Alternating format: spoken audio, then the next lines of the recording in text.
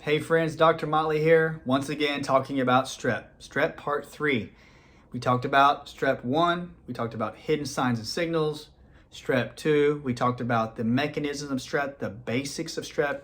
And in this section, I wanted to talk about the digestive effect that strep can have on the body and how it can produce these hidden signs and signals. Let's give SIBO as an example, small intestinal bacterial overgrowth. Let's go into leaky gut. Leaky gut, guys, is where you have these junctions that are supposed to transport nutrients and proteins that have been digested properly from the small intestine into the bloodstream.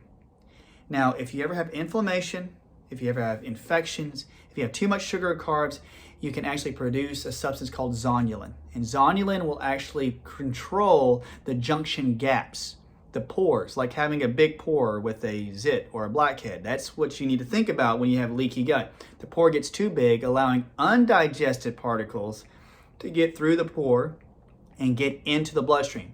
So you can have undigested foods, you can have any type of infections that can wiggle its way through and get into your bloodstream, creating an inflammatory response.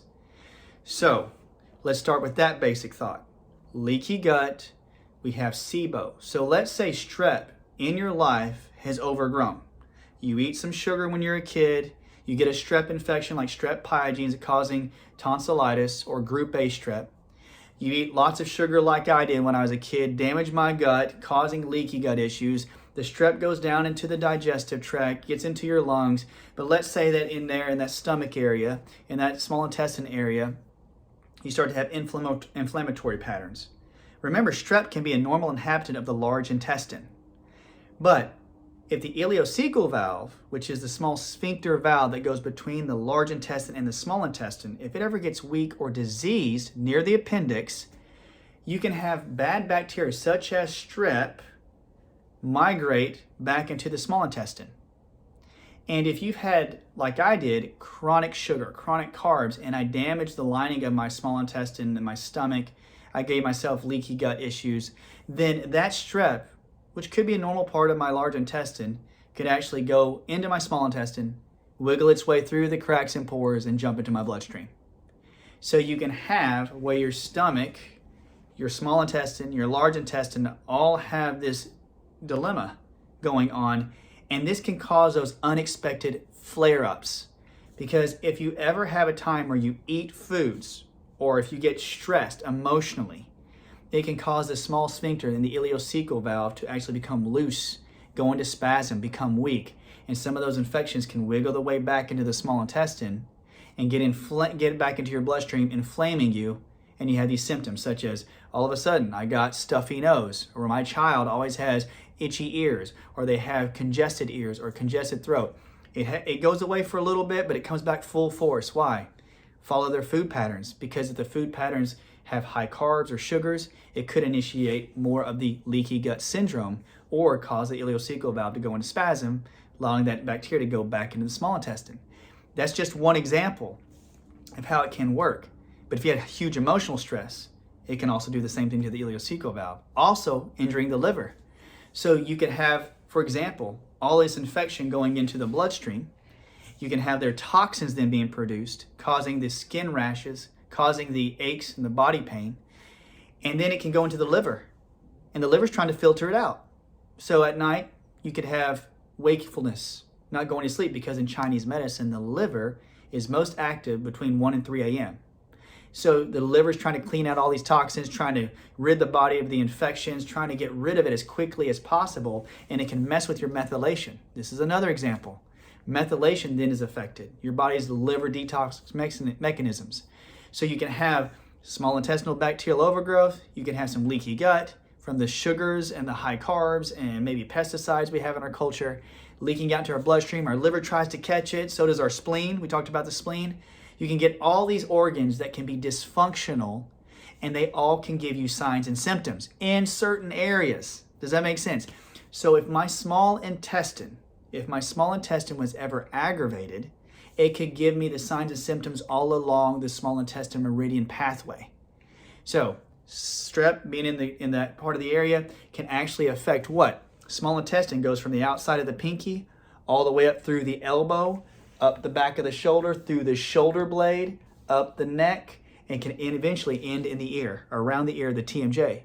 So if you have hidden strep, I should have told you this, you can have physical, mechanical signs and symptoms. So you could have a sore shoulder, chronically what? Rotator cuff injuries. Could have chronic sore neck where you can't move it back and forth. Even TMJ lockjaw. Gallbladder can do it too. But you can have carpal tunnel syndromes. You can have what? Pain along this side of the hand. Like, why does this finger always hurt? It feels stiff. It's like a stuck finger. Small intestine. Elbows popping all the time. You see how it works? The liver goes up the inside of the leg and ends right here. But a lot of people say, I have knee pain on the inside of my knee or on the inside of my ankle. Could that be associated with strep? Yes, definitely. If the organ's inflamed, the electrical activity of the meridian system is moving along trying to energize and cleanse and heal the organ. But if you have high amounts of strep in that organ, it blocks the flow of the electrical activity, the chi, the energy going through that. And so what happens is that you have aches and pains all along the pathway. Makes sense? So you can have mechanical signs and symptoms that come up unexpectedly, like a rash. I had a good question about a rash.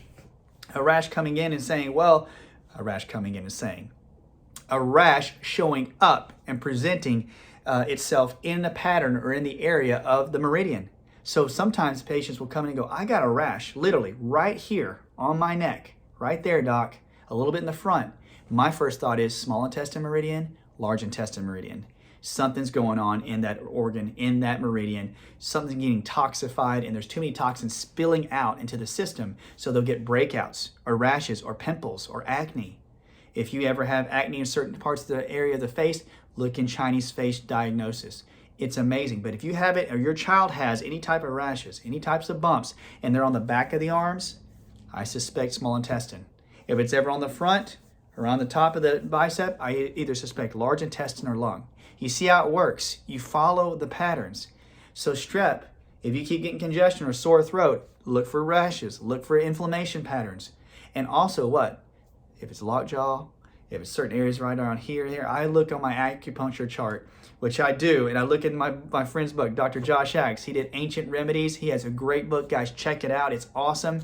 And it talks about different elements, different meridians, different organ pathways, and how these things can be affected by what?